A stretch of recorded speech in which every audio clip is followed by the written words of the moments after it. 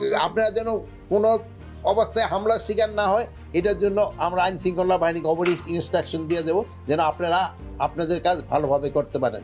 আপনারা আপনাদের কাজ এতদিন খুব ভালোভাবে করে যাচ্ছেন, যেই জন্যে কিন্তু দেশের আইন শৃঙ্খলা পরিস্থিতি এতটা উন্নতি হয়েছে। আর আপনারা সবসময় সঠিক সংবাদ পরিবেশন করেন জন্যেই কিন্তু দেশবাসী লাভবান হয়। প্লাস আপনাদের একটা অনুসন্ধান সাংবাদিকতা আছে, ওটার আপনারা চালায় দেখবেন। আমাদের যে দুর্নীতিটা কিন্তু আমরা অত কন্ট্রোলে আনতে পারিনি। আপনারা এটার উপরে সাংবাদিকতা করবেন, আপনারা অনুসন্ধানী সাংবাদিক করবেন। ইভেন আপনারা এটা দেখবেন যে আমার আত্মীয় স্বজন কোনো দুর্নীতি করতেছে কিনা, আমার নাম ব্যবহার করে আপনারা এটার ব্যবস্থা নেবেন। আর আমি একবারও বলছিলাম যে আমি যদি কোনো অবৈধ আদেশ দিই, আমার আন্ডার কমান্ড যেন না মানে। এখন আমি বলছি যে আমি যদি কোনো অবৈধ আদেশ দিই, আপনার আন্ডার কমান্ড যেন না মানে।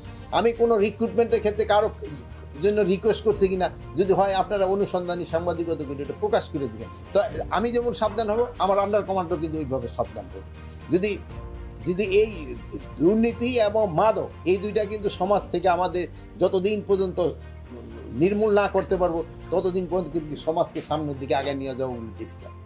আইন শৃঙ্খলা পরিস্থিতি সুসংগঠিত হয়েছে এবং হবে, দুইটাই লোক মানে আমরা চেষ্টা করে যাচ্ছি। এই জন্য কিন্তু বিভিন্ন ধরনের প্রশিক্ষণ দেওয়া হচ্ছে এবং নির্বাচনটা যেন সুষ্ঠুভাবে হয় এবং শান্তিপূর্ণভাবে হয় এবং এটা যেন ক্রেডিবল হয় এবং এটা যেন উৎসব মুখর হয়, এই জন্য সব ধরনের প্রস্তুতি আমরা নিচ্ছি।